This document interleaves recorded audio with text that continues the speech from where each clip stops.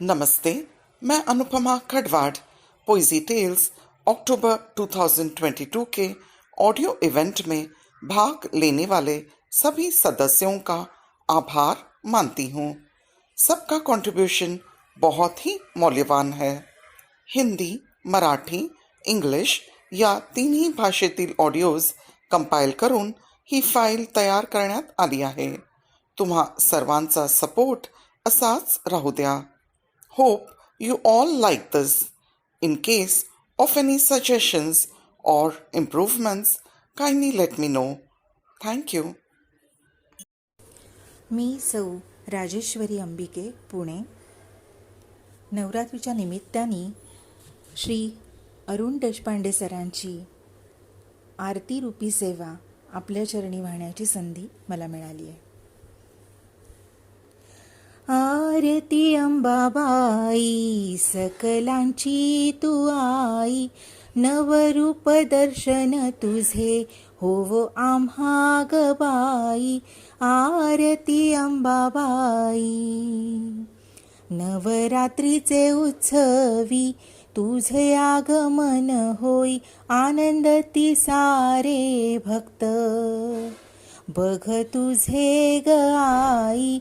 नवरूप दर्शन तुझे होवो आम्हा ग बाई, आम्हा ग बाई. आरती अंबाबाई माहुरगडी वास तुझा हे रेणुकाई, करवीर वासिनी तू माझे ग अंबाबाई. तुळजापुरी असशी हे भवानी आई, सप्तशृंगी गडावरी तू गवणीची आई.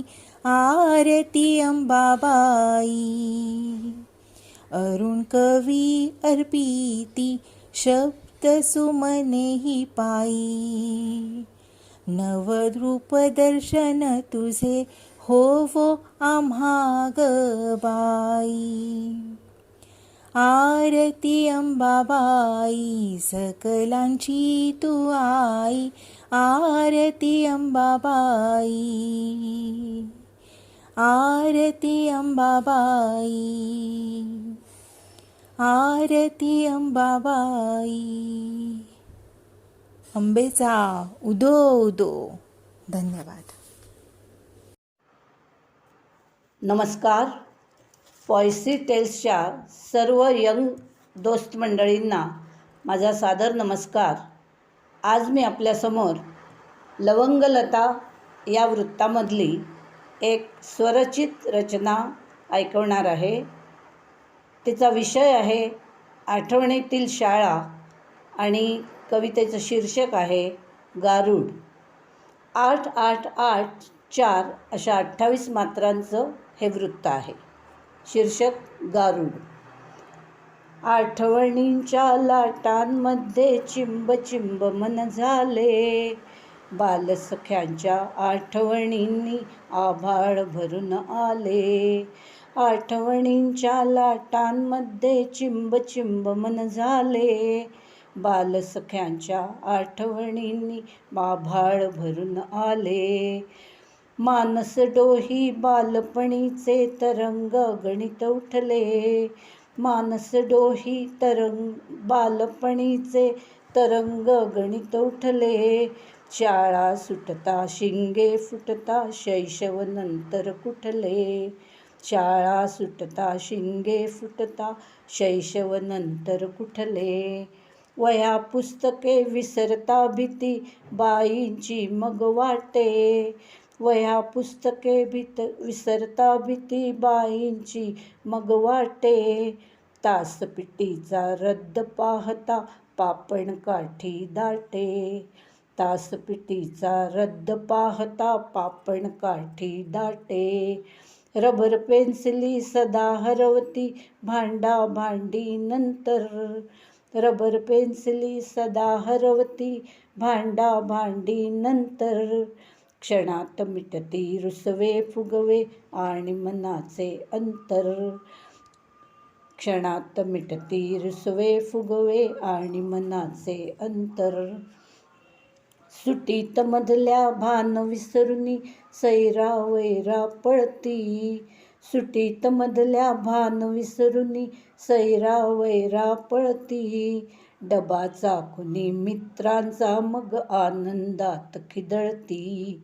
डबा चाकुनी मित्रांचा मग आनंदात खिदळती.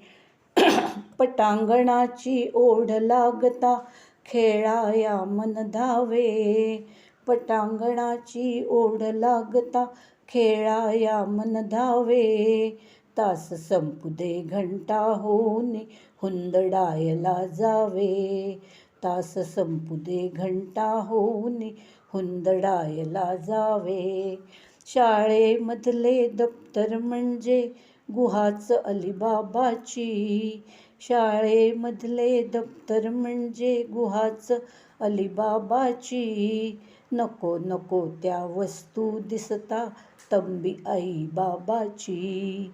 नको नको त्या वस्तू दिसता तंबी आई बाबाची. कधीतरी मग प्रगती पुस्तक होई कळीचा मुद्दा. कधी कधी मग प्रगती पुस्तक होई कळीचा मुद्दा. कळेन मजला तेव्हा महती बूज काय अनहुद्दा. कळेन मजला तेव्हा महती बूज काय अनहुद्दा. निरोप घेता शाळेचा तर दुःखापून भरती. निरोप घेता शाळेचा तर दुःखापून भरती. विद्या विभूषित संस्कारित मन चांदणे मनावरती. विद्या विभूषित संस्कारित मन चांदणे मनावरती. जा बाळांनो म्हणता आम्हा अश्रूना आवर्ती. जा बाळांनो म्हणता आम्हा अश्रूना आवर्ती. मम शाळेचे बंध रेशमी गारुड मनावरती. मम शाळेचे बंध रेशमी गारुड मनावरती. धन्यवाद. सजावट रोषणाई साजरी करूया आता बाई. घरी येणार बाप्पा लाडके आवरा करा घाई. स्वतः आणून माती देखणी मूर्ती गणेशाची. घडवली एक हाती साजरी माझ्याच बाबांनी. करंजे मोदकांचा केवढा तो घाट बाई. तरी एकटीने सर्व काही पावते आई. भली मोठी तरी साजरी रंगावली दारी. अति नाजूक हाती काढते माझी हिलूताई. विजेच्या तोरणांची माळ दादा घेऊन आला. घरावर सोडण्याला त्या स्वतः छपरावर चढला. नव्याने आरत्यांची सुरावट सांडली ग बाई. घरी येणार बाप्पा लाडके आवरा करा घाई. बाई घरी येणार बाप्पा लाडके आवरा करा घाई. स्वतः आणून माती. नमस्कार, मी रश्मी वैशंपायन पेठे आपल्या पॉयझी टेल्स या ग्रुपसाठी 4 ओळी सादर करीत आहे. ज्याप्रमाणे पंढरीला दरवर्षी आषाढी एकादशीची वारी असते, त्याचप्रमाणे आयुष्य ही सुद्धा एक प्रकारची वारीच आहे. विठू माऊलीचे दर्शन नित्यनेमाने या आणि त्या रूपात आपल्याला होतच असते. चराचरात ईश्वराचा वास आहे. वारी पंढरीचीच नाही, पण आयुष्य ही सुद्धा एक प्रकारची वारीच आहे. अनेक खाचखळग्यांतून वाट काढत संकटांवर मात करीत असताना मुखी ईश्वराचे नाम असेल तर ही आयुष्याची वारी सुकर होऊ शकते. या आयुष्याच्या वारीमध्ये आपल्याला भेटणारी माणसे हे आपले सहवारकरी आहेत. आयुष्याच्या दिंडीमध्ये एकमेकांप्रती आदर, प्रेम, कौतुक, दिलासा आनंद ही पंचमहाभूतांसारखी, तर कला, ज्ञान, प्रयत्न, कौशल्य आणि आशा ही पंचमहाआयुध आहेत. आपल्यामधल्या सुरावटीला जागृत आणि प्रसन्न ठेवून ही वारी संपन्न करायचा प्रयत्न आहे. त्यामधून मिळणारा आनंद हा प्रसादासारखाच आहे. जेवढा वाटू तेवढी गोडी अवीट आणि द्विगुणित होत राहते. आणि मनाने एकत्र जोडलेले असणे ही ईश्वरी कृपा, आशीर्वादच आहे.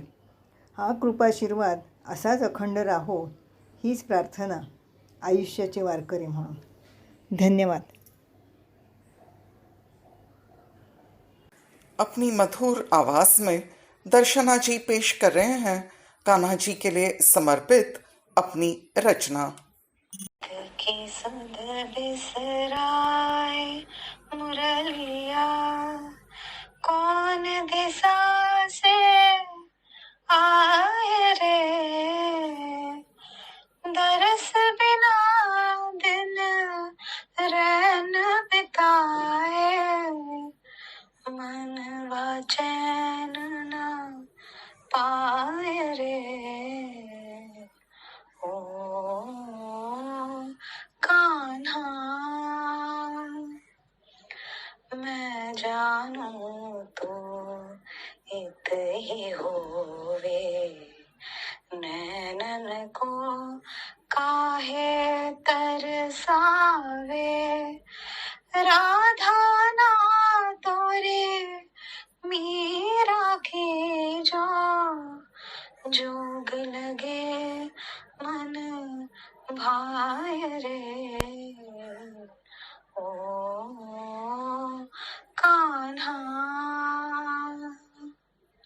सुर भी तोरे बोल तिहारी, छुप के काहे मोहे निहारे, व्याकुल भई मैं तोरे दरस को, काहे नजर ना आए रे.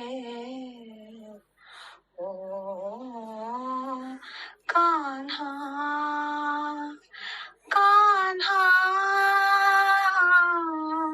कान्हा, ओ कान्हा. नमस्कार, मैं शीतल देशपांडे.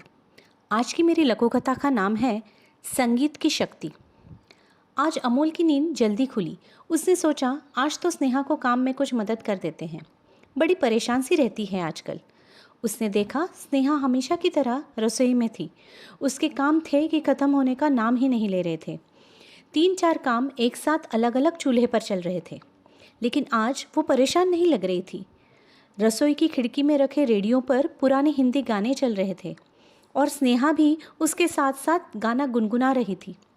उसके चेहरे पर एक हल्की सी खुशी छलक रही थी. कुछ दिनों से स्नेहा में आया यह बदलाव अमोल देख रहा था और मन ही मन मुस्कुरा रहा था. अमोल स्नेहा को बचपन से जानता था. हिंदी गाने सुनना, गाना उसे पसंद था. वह कॉलेज में अक्सर गाना गाया करती थी. भगवान ने उसे सुरीली आवाज़ भी दी थी. मगर अब घर के कामों से उसे किसी चीज़ के लिए फुर्सत ही नहीं मिलती थी. पूरा दिन घर, बच्चे, सास ससुर इन सब के पीछे भागते भागते निकल जाता था. वह थक जाती थी.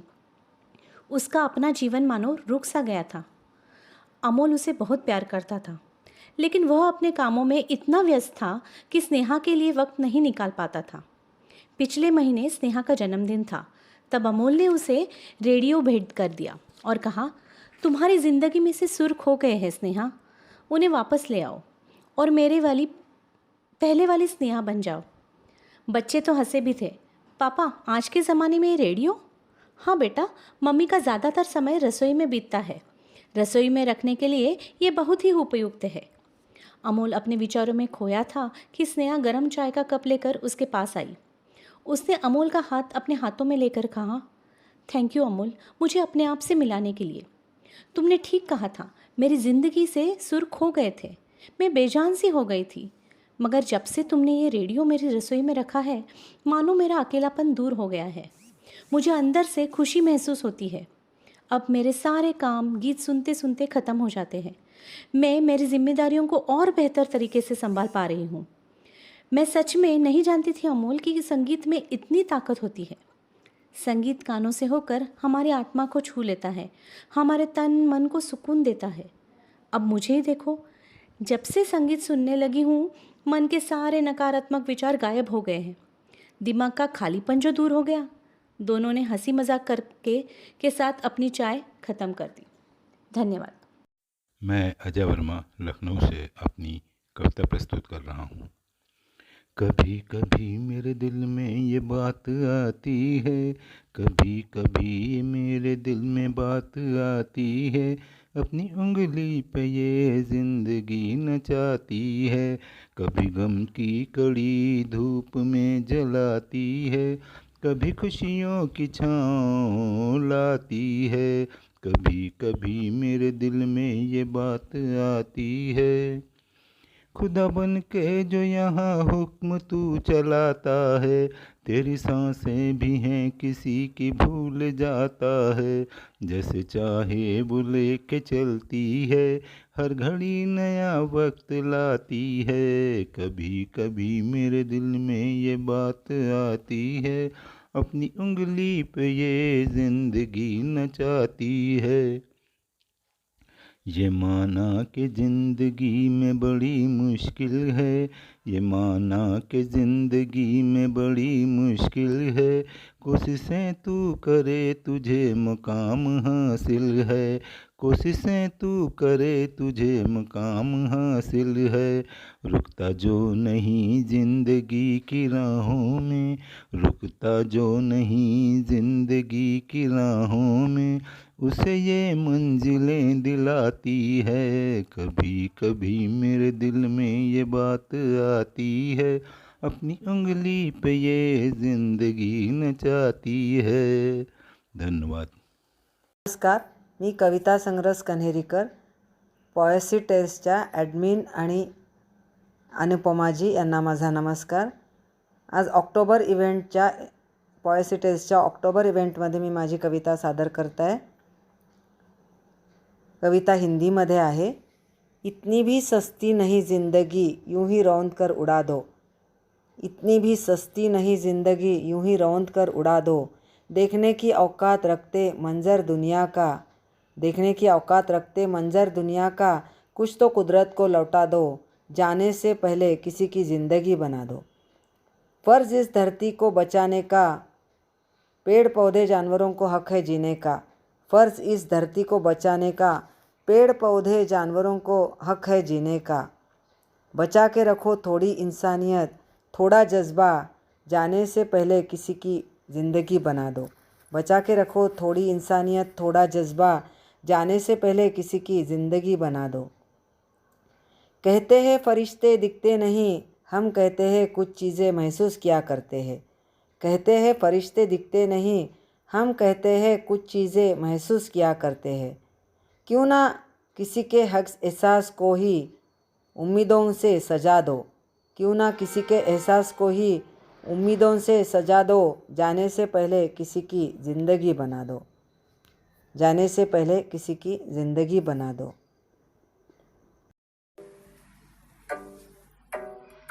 नमस्कार दोस्तों, मैं हूँ प्रियांशु और आप सुन रहे हैं मेरा बनना विद प्रियांशु सक्सेना पर मन की लघु कथाएं. तो आज जो कहानी मैं आपको सुनाने जा रही हूँ वो कहानी लिखी है मुंबई महाराष्ट्र से अनूप जालान जी ने. कहानी का शीर्षक है बेटे की गृहस्थी. कहानी कुछ इस तरह से है. नहीं, इस घर में कोई मांस मच्छी खाने वाली नहीं आएगी. बस, मैं और कुछ नहीं सुनना चाहती और दोबारा मेरे सामने उसका नाम भी मत लेना. लेकिन मम्मी डिम्पल कसम खाने को तैयार है. अरे वो अपने घर में नॉनवेज नहीं खाएगी ना. उसे अगर खाना होगा तो अपने मायके में या बाहर होटल में. चुप, सुअर की औलाद. एक बार कह दिया तुझे, फिर भी बहस किया जा रहा है. बड़ी आई महारानी, हम पर एहसान करेंगे जो घर में खाना नहीं खाएंगी. खाएंगी भी नहीं और खाना बनाएंगी भी नहीं. बस मैं नौकरानी की जैसे काम करती रहूं. भैया नहीं चाहिए ऐसी बहू हमें. अरे मम्मी, बात सिर्फ नॉनवेज की तो है, वेजिटेरियन तो. सुन, किसी मांस मच्छी वाली को तो मैं अपनी रसोई देखने भी ना दूं. अरे मम्मी आप समझो ना, एक झापड़ मार दूंगी आगे कुछ बोला तो. हरामजादा, मुझे समझाने चला है. मुझे? अरे पापा यार, आप समझाओ ना मम्मी को, वो कुछ सुनने को तैयार ही नहीं है. राघु तुम कितने साल का हो गया बेटा? 26 का पापा? क्यों? और तू अब तक नहीं समझा कि तेरी मम्मी को स्वयं ब्रह्मा जी भी नहीं समझा सकते, तो मेरी क्या औकात है? अरे पापा यार, आप तो मजाक करने लगे। बोलो ना, मैं क्या करूं? मैं डिम्पल के बगैर नहीं रह सकता। सुन, अगर ऐसा है तो तू एक अलग घर ले ले, शादी कर, अलग गृहस्थी बसा। यहाँ रहते हुए तो तुझे डिम्पल से शादी करने को नहीं मिलेगी। पापा, आप मुझे घर से निकाल रहे हैं क्या? अरे नहीं रे पगले, मैं तेरा घर बसा रहा हूँ। तुझे कुछ भी जरूरत हो तो मैं हूँ।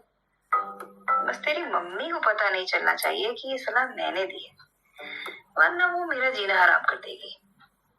एक बार तुम शादी कर लो और अपने घर चले जाओ, फिर उसे बता दूंगा।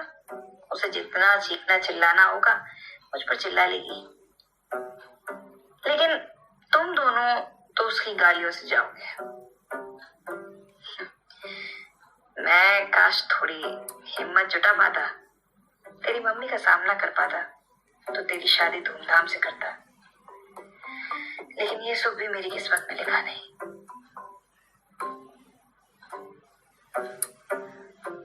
तो ये थी अनूप जालान जी की लिखी कहानी बेटे की गृहस्थी। इस कहानी में एक तरफ माँ है, एक तरफ बेटा है, एक तरफ पिता है और एक तरफ आने वाली बहू। आपको ये कहानी कैसी लगी? अपने सुझाव जरूर साझा कीजिएगा और सुनते रहिए मेरा पन्ना विद प्रियांशु सक्सेना पर मन की लघु कथाएं। नमस्कार दोस्तों, मैं Rupali Kakkar Singh, professional social worker हूँ। आज की मेरी कविता का नाम है घोंसला। घोंसला। एक बात बताऊं, जब हमारा घर बना उसका निवास, बात उन कुछ महीनों पहले की है जो कि है बहुत ही खास। आए हम सह परिवार बसाने अपना नया आवास। कुछ समय बाद देखा जब बालकनी में अनायास, पाया एक कबूतर का घोंसला खिड़की के पास। खुश हुई बिटिया उनको देखकर अपने आसपास। रोज लाती कबूतर अपनी चोंच में तिनका तिनका घास। बसाया उसने था वहीं अपना बसेरा, बढ़ाने संतति को उसने डाले अंडे चार। बैठी रहती उनके पास और देती रहती उनको उष्मावास। उनकी करती थी वह हर वक्त देखभाल। हम भी रख रहे थे कबूतर का ख्याल। खुश हो रहे थे हम सभी। फिर एक दिन वह भी आया जब उसने घास फूस के झरोके से अपने चूजों का मुख था दिखलाया। तब चला पता कि उनको है हम पर विश्वास। सिखा रही थी वह चूजों को उड़ने के गुर। उड़ना सीख भी रहे थे वे दूर दूर। लेकिन एक दिन देखा तो पाया उड़ा ले गई है वह अपने बच्चे भी दूर आकाश।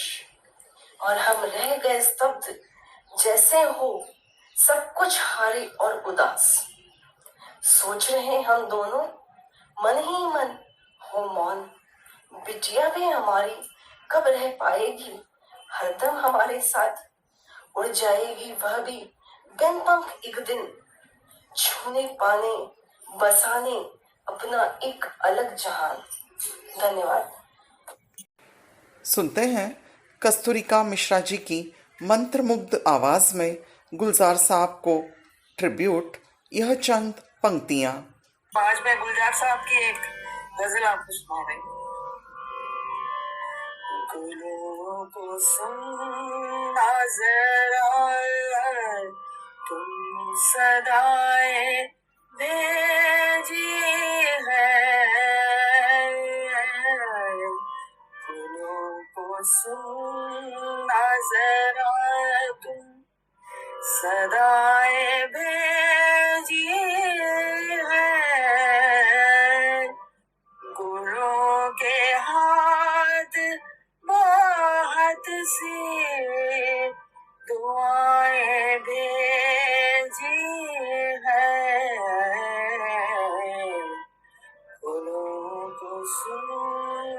जरा जो आफताब कभी भी गुरूब होता नहीं, हमारा दिल है उसी की शुआएं भेजी है, गुलों के हाथ बहुत थी दुआएं भेजी हैं, तुम्हारी खुश्क सी आंखें भली नहीं लगती, वो सारी चीजें जो तुमको रुलाए भेजी है, गुलों को सुनना जरा तुम सदाएं भेजी है, तुम्हारे ख्वाब से हर शब लिपट के सोते हैं, सजाएं भेज दो हमने खताएं भेजी है, अकेला पत्ता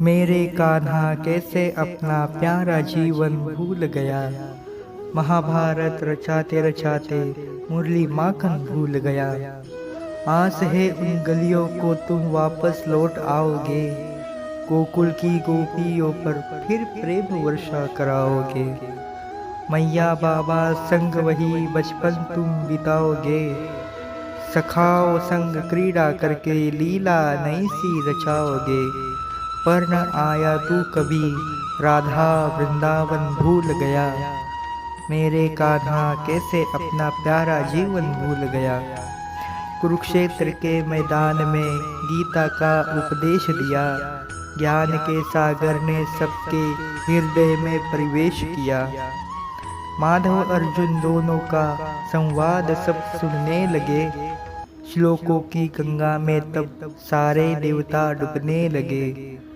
पर उद्धव को सिखाया प्रेम का बंधन भूल गया, मेरे कान्हा कैसे अपना प्यारा जीवन भूल गया, कैसे बतलाऊं कृष्ण के तुमसे मेरी हर सांस है, हृदय में शाम सुंदर हो मन में तेरा आभास है, तुम बिन प्रतीत होता ये कि जैसे सब वनवास है, ना लागे है मन किसी में बिन तेरे सुना यह रास है, जहाँ रचा महारासता वो निर्वन भूल गया, मेरे कान्हा कैसे अपना प्यारा जीवन भूल गया, महाभारत रचाते रचाते मुरली माखन भूल गया।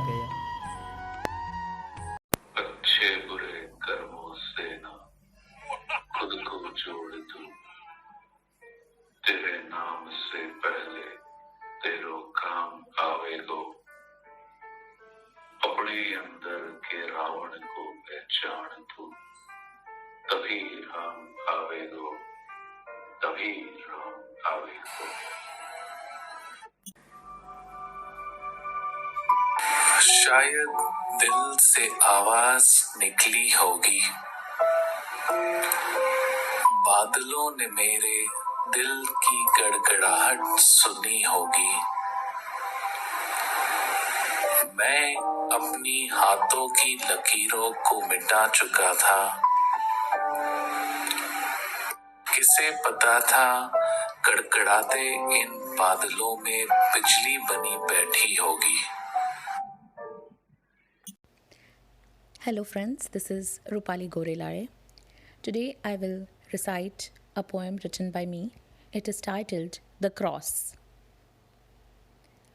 Life hands over a challenge, seeking a change. The door rests on the hinges. The clouds have grey tinges. What I find is uncertainty. I stumble and tumble.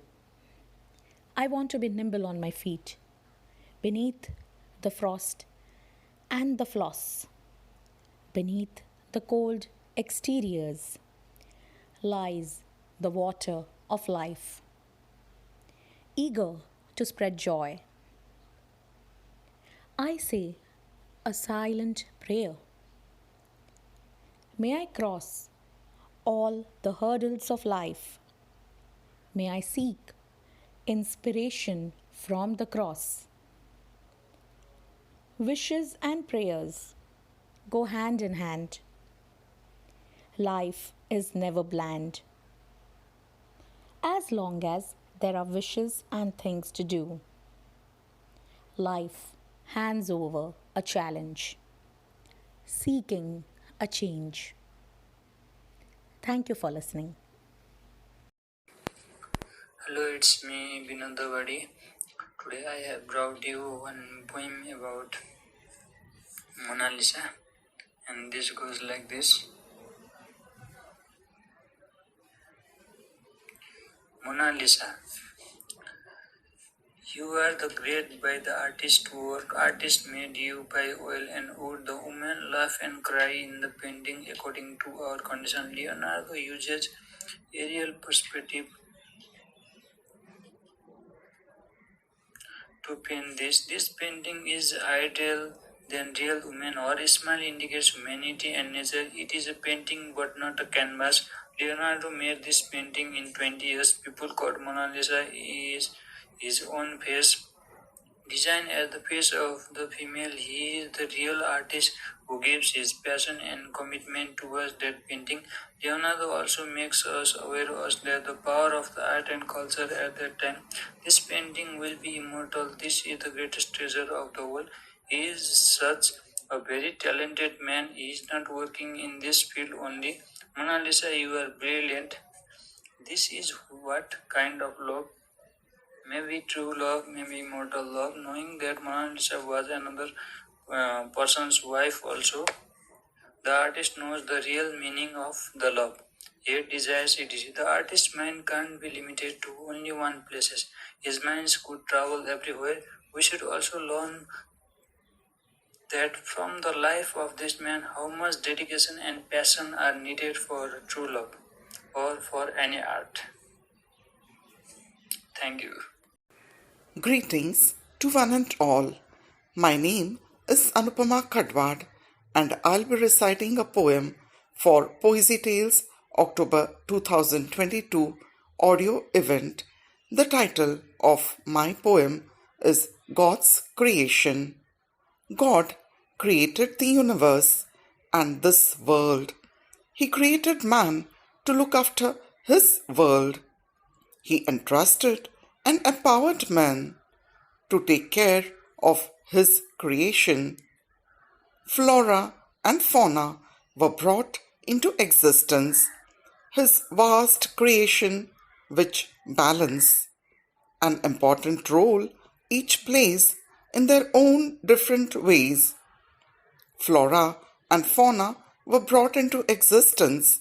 His vast creation which balance an important role each plays in their own different ways. Man used his superpower to progress and then conquer. He incorporated many changes implemented at different stages. Man used his superpower to progress and then conquer. He incorporated many changes implemented at different stages.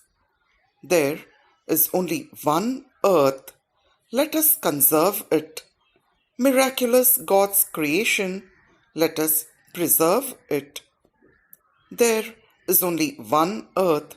Let us conserve it. Miraculous God's creation. Let us preserve it. Come, let's pledge to save the earth. Come, let's pledge to save the earth, Almighty's gift, this tremendous wealth.